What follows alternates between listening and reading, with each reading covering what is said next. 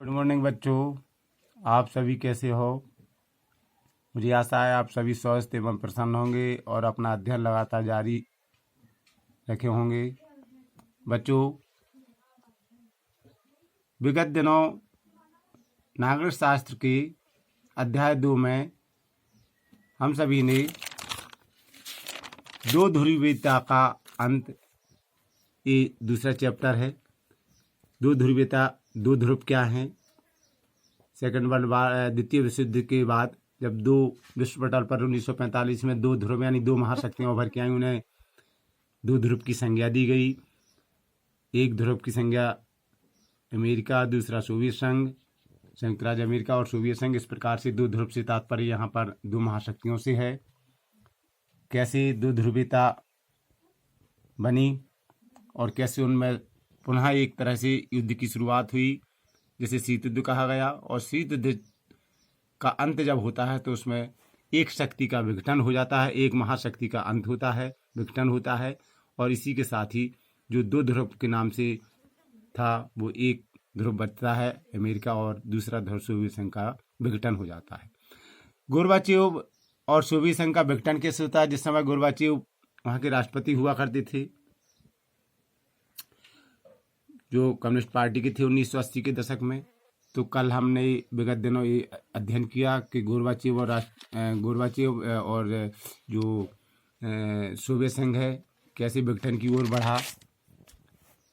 आगे आज के अध्याय में हम यह जानने की कोशिश करते हैं आज के टॉपिक पर कि सोवियत संघ का विघटन हुआ, लेकिन कारण क्या रहे, कौन कौन से ऐसे कारण थे जिससे सोवियत संघ का विघटन या पतन के कारण बने और पतन के कारण थे। तो स्टूडेंट्स, आज हम सोवियत संघ के विघटन या पतन के क्या कारण थे और उसको हम विस्तार से चर्चा करने जा रहे हैं। सोवियत संघ 1951 में, सोवियत संघ में 1951 में सोवियत संघ की घटना एक महान घटना थी विश्व में, ये इतिहास में 1991 में, जिस समय सोवियत संघ का विघटन होता है।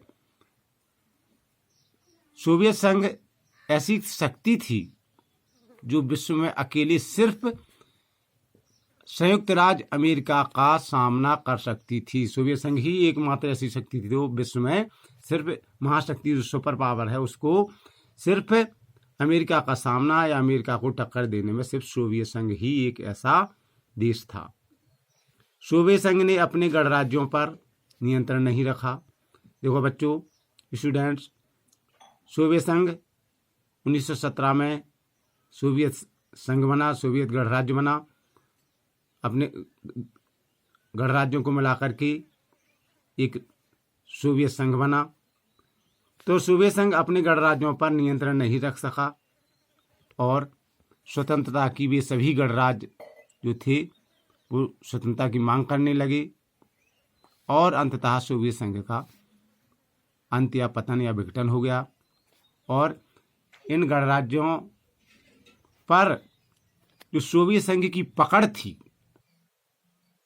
वो पकड़ कम क्यों हुई सोवियत संघ की?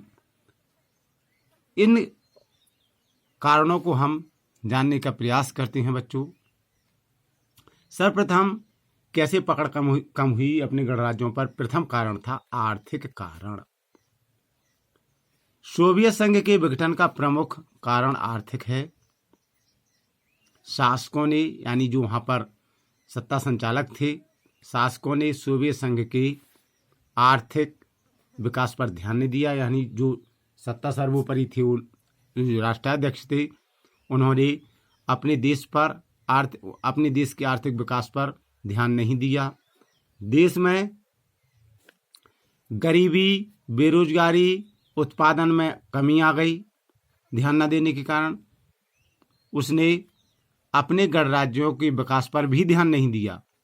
जो सोवियत संघ में गणराज्य शामिल थे, उसने अपने गणराज्यों के विकास पर भी ध्यान नहीं दिया। सोवियत संघ ने कई वर्षों तक सोवियत संघ की अर्थव्यवस्था गतिरुद्ध रही, कई वर्षों तक रही। इससे उपभोक्ता वस्तुओं की कमी हो गई।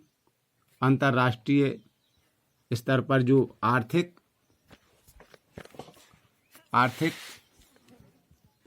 प्रतिस्पर्धा पैदा हुई उसका सामना सोवियत संघ नहीं कर सका। आर्थिक जो प्रतिस्पर्धा थी विश्व स्तर परिवेश में, उसका सामना सोवियत संघ नहीं कर सका और आर्थिक कारण उसके पतन का पहला प्रमुख कारण बना।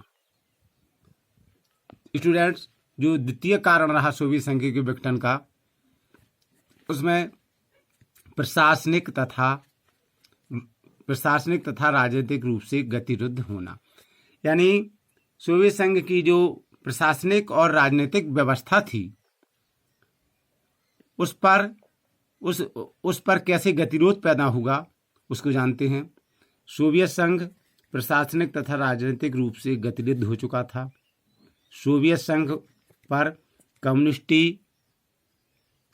कम्युनिस्ट पार्टी ने 70 वर्षों तक शासन किया, कम्युनिस्ट पार्टी ने सोवियत संघ पर, और अब यह पार्टी जनता के प्रति जवाबदेही नहीं निभा रही थी या जवाबदेह नहीं रही थी सोवियत संघ की जनता के प्रति। कम्युनिस्ट पार्टी जो उनका शासन था, इन सभी बातों के कारण आम जनता अलग थलग पड़ गई।